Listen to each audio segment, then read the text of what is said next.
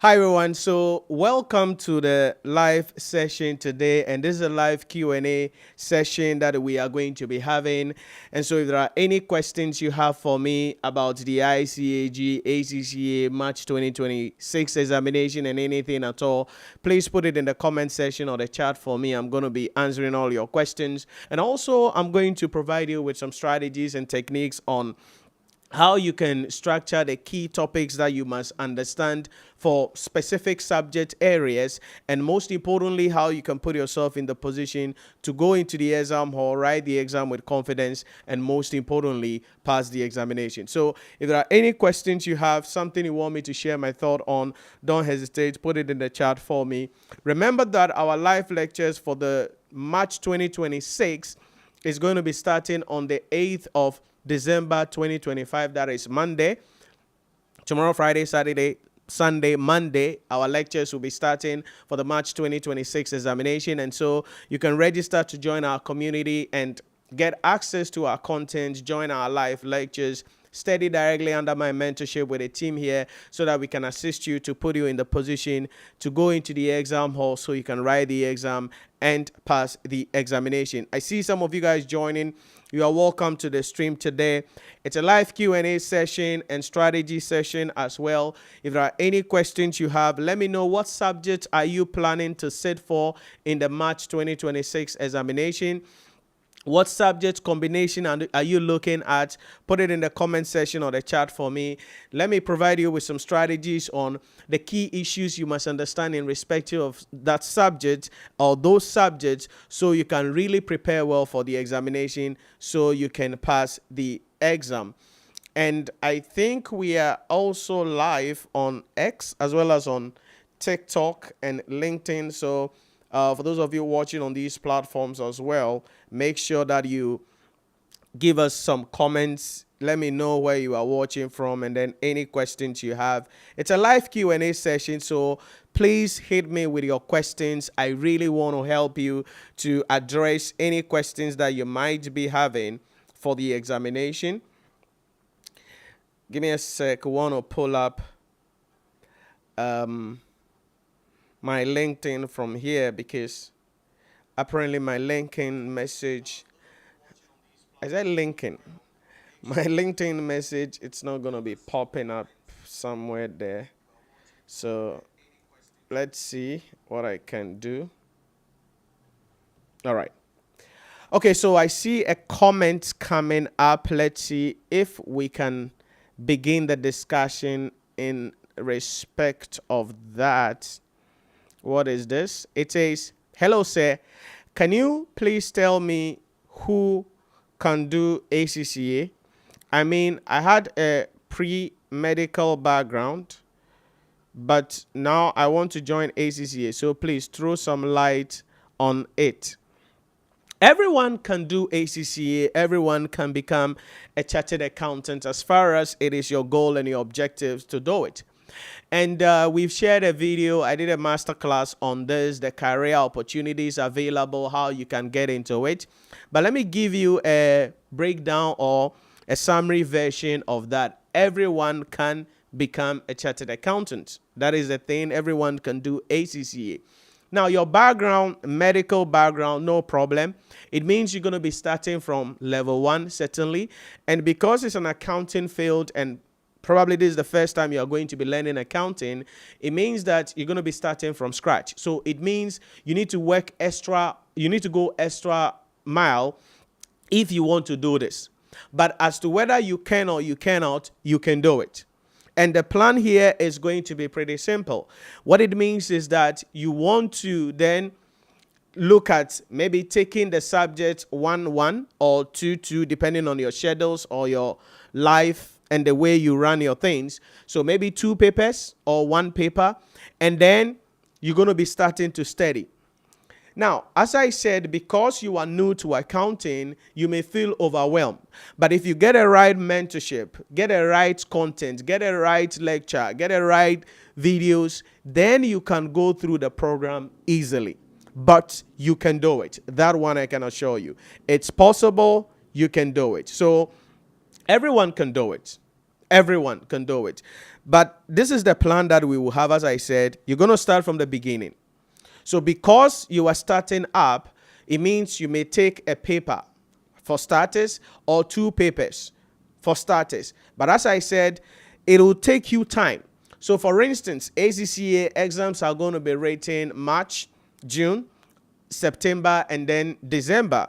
So what is going to happen is that maybe you can start studying now, but you not sit for the March, because probably the March will be a short time for that. So maybe you go to June, but then it will afford you the opportunity to spend about 6 months to work on 2 papers, right? With the right content. Now, it doesn't mean you cannot do it within 3 months. It all depends, because I always tell students this. We need to know your schedules. What are your schedules like? Are you single? Are you working? Will you be a full-time student or what? Because we must take into consideration all of those factors in designing a plan that will help you to really go into this. But everyone can do this. With the right mentorship, in the right environment, if you are willing to go extra mile and work harder, then I can guarantee you, you can do this in record time. So yes, that is Hassan. I don't know if that is the name, or HSN. You can do it. Okay, I'm seeing a follow-up message coming up. I see some of you guys joining. You are welcome. There's a live Q&A session towards the March 2026 examination. And so if there are any questions you have for me, something you want me to share my thought on, please put it in the comment section or the chat for me. And I'm going to provide you with the answers that you need. Maybe the subject combination, key areas to focus on, how to pass certain subjects. Put them in the comment section. I will really be excited to help you. So there's a follow-up message coming in from Hassan that says, actually, finance and accounting or management, new to me. That's why I'm a little bit scared about it. I would want to know if I could do it or not. You can do it, okay? For doing, you can. That's one thing that I would want to tell you. You can do it. It doesn't matter your background. All I'm saying, yes, it's okay to be scared. Anytime you are going outside your comfort zone, your brain is going to act like that, because naturally your brain is created to give you that comfort. So anything that is outside your comfort zone, your brain is going to tell you, hey, don't do it. Hey, don't try it. Hey, you are not cut out for this. Hey, you are not made for this. Please don't do it. That is your brain just protecting you. That's how the human brain is. But you must understand that it's possible to do it. If this is your goal, this is something you want to become a certified chartered accountant, why not? You can do it. As I said, the only thing that is needed is to kill that fear and tell yourself, this is what I want to do. Then you need to convince yourself, why do you have to do this? Maybe the reason you are changing career or coming into the accounting field is because of the career opportunities, the respect, your goals, what you see yourself to do in the next 5 to 10 years. So let that inspire you. Then number 2, as I said, you need to get access to quality materials, quality mentorship environment to ensure that you have the right guidelines so the journey doesn't become difficult at the end of the day. So that if you have the right material, the right guidelines, guess what? You are already on your journey to go into the examination. So what I would say is this: it's okay to be scared, but you can do it. So what it then means is that you must take the action as quickly as possible. You must take the action as early as possible.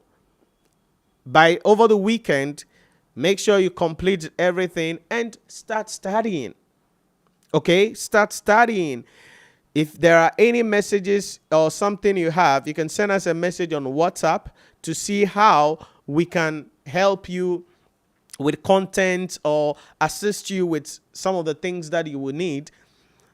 Send us a message on WhatsApp to join our community. I'll be there to support you to do it. But it is possible to do it. So make the decision, go for it, and like I said, getting the right material, being in the right mentorship environment will put you in that position so you can pass the examination. So for doing, it's possible. So go for it and make sure you do it. So thank you for your kind words. Okay, it's a pleasure. I'll be looking forward to see your progress on this journey. Any other questions for me? Put it in the comment section or the chat for me. Any questions you have, something you want to pick my brain on, I want to see if I can help you quickly answer some questions on the stream today for you.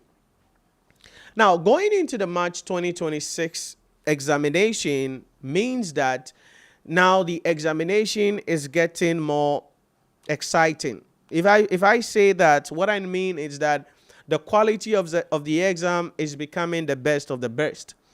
What it means is then that you will have to also put yourself in that position where you can go to the exam hall with that confidence to pass the examination.